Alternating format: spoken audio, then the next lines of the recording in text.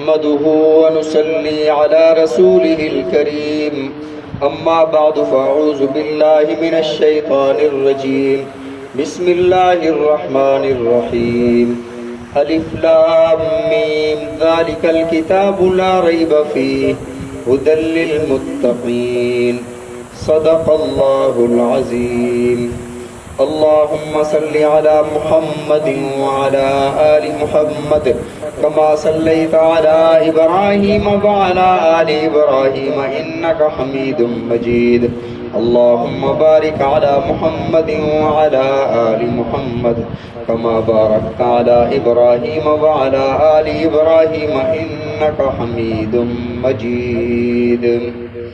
سابقہ درس میں آیات کی اقسام عرض کی تھیں کہ آیات کی 3 قسمیں ہیں. کچھ آیات محکمات ہیں، کچھ آیات متشابہات ہیں، کچھ آیات مقطعات ہیں.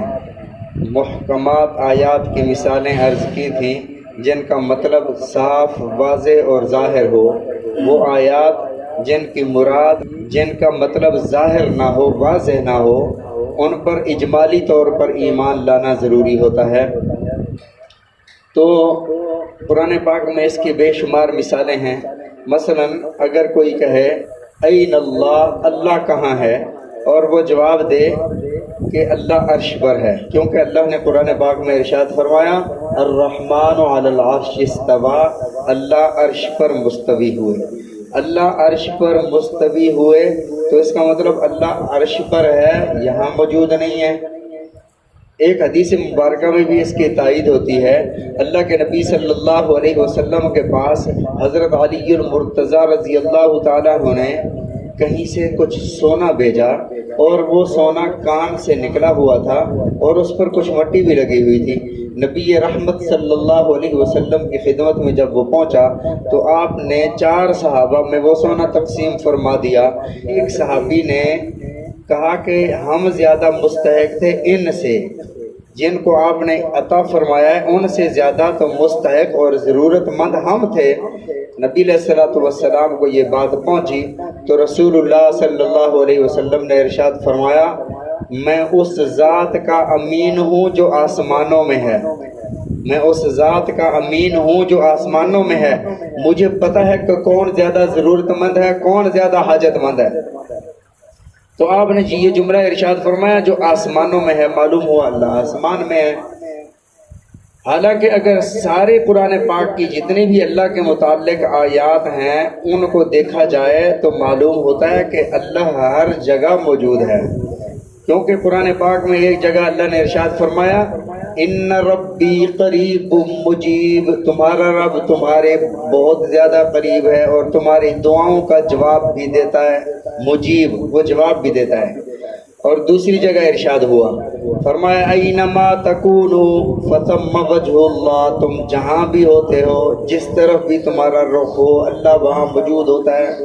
ما یکون من نجوا ثلاثۃ الا هو رابعهم، تم میں سے کوئی 2 شخص سرگوشی کرتے ہیں آپس میں، آہستہ سے سرن، آہستہ آہستہ باتیں کرتے ہیں.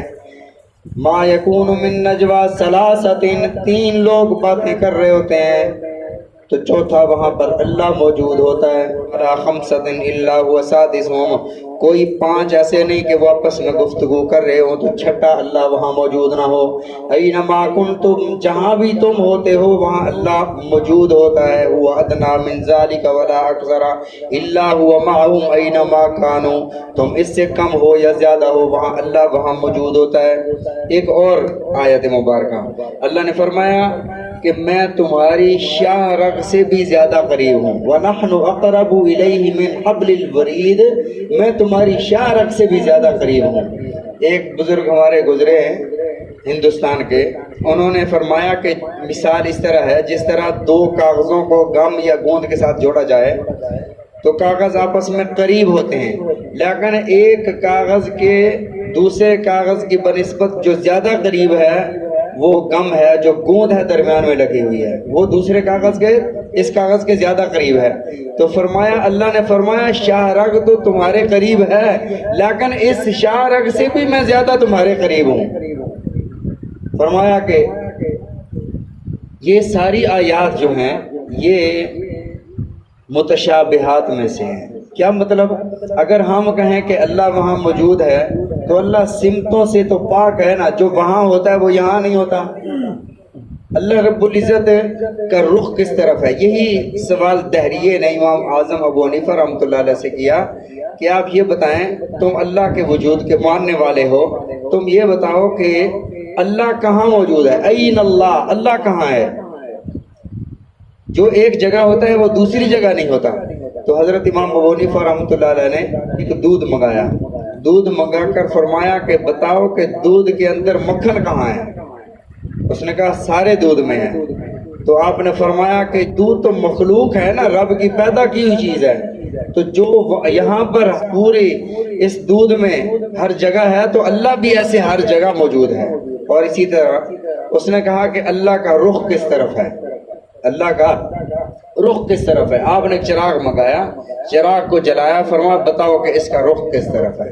اس نے کہا ہر طرف ہے۔ فرمایا اسی طرح اللہ کا، یہ مخلوق ہے نا، اللہ کا رخ بھی ہر طرف ہے۔ پھر اس نے کہا کہ تمہارا اللہ اس وقت کیا کر رہا ہے؟ تو امام صاحب نے فرمایا اپنے کرسی سے اٹھو، نیچے بیٹھو، پھر بتاتا ہوں۔ وہ اٹھا، نیچے بیٹھا، امام صاحب اوپر بیٹھے۔ فرمایا اللہ نے اب یہ کیا ہے کہ مجھے کرسی پر بٹھایا، تجھے نیچے بٹھایا۔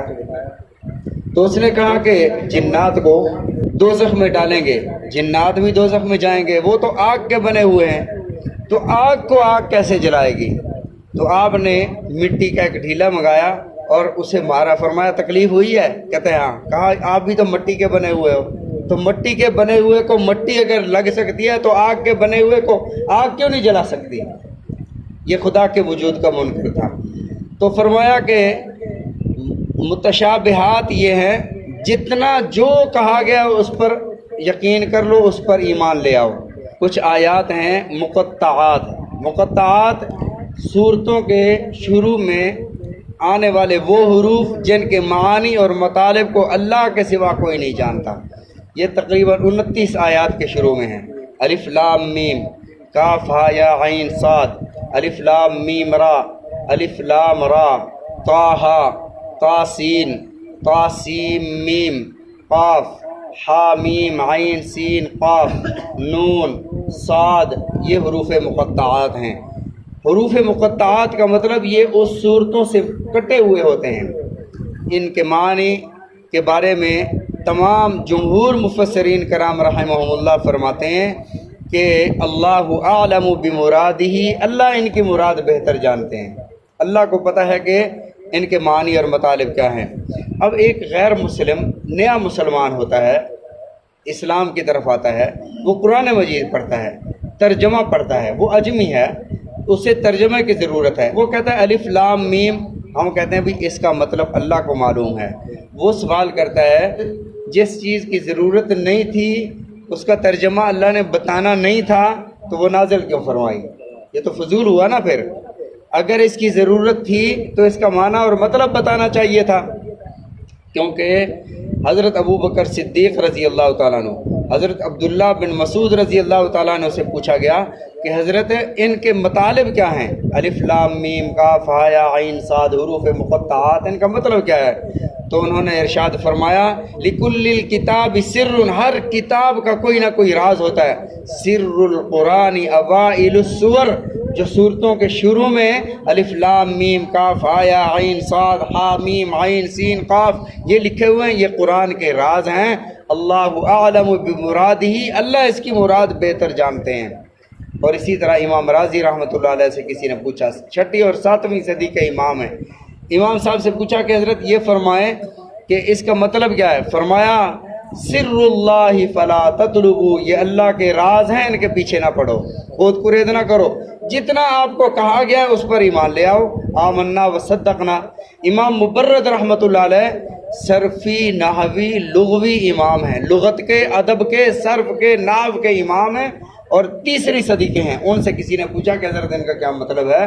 تو حضرت امام ابن المبرد رحمۃ اللہ علیہ نے فرمایا کہ یہ اللہ نے چیلنج فرمایا ہے جنوں اور انسانوں کو کہ اس جیسا کلام کوئی لے کر آئے، کاف ہا یا عین صاد۔ جب الف لام میم یہ حروف مقطعات میں سے نازل ہوا تو کافروں نے ابجد نکالے، الف کے اتنے، لام کے اتنے، میم کے اتنے. انہوں نے کہا کہ 20 سال اور چلے گی، محمد صلی اللہ علیہ وسلم کی شریعت 20 سال صرف اور چلے گی. پھر نازل ہوا الف لام میم را، انہوں نے کہا کہ 50 سال تک جائیں گے. پھر نازل ہوا ہا میم عین سین قاف، تو انہوں نے کہا کہ یہ 70 سال ہے، بس 70 سال تک آپ کی رسالت، نبوت اور یہ اسلام چلے گا، اس کے بعد ختم ہو جائے گا. ابجد کے حساب سے انہوں نے اپنے ذائچے بنا کر نکالے. پھر جب نازل ہوا نا کاف ہا یا عین صاد، تو ان کے کیلکولیٹر جواب دے گئے، تو کہنے لگے کہ یہ تو کھلا جادو ہے، یہ تو آسمانوں پر بھی جادو ہو گیا ان کا، کتاب بھی جادو والی ہے، کیونکہ عاجز آ گئے اس سے. تو حضرت امام ابن المبرد رحمۃ اللہ علیہ فرماتے ہیں کہ اللہ نے یہ چیلنج عطا فرمایا. اسی طرح مختلف آرائیں انشاءاللہ باقی کل ذکر کریں گے. اللہ تعالی ہم سب کو سمجھنے کی، عمل کرنے کی توفیق عطا فرمائے. آمین.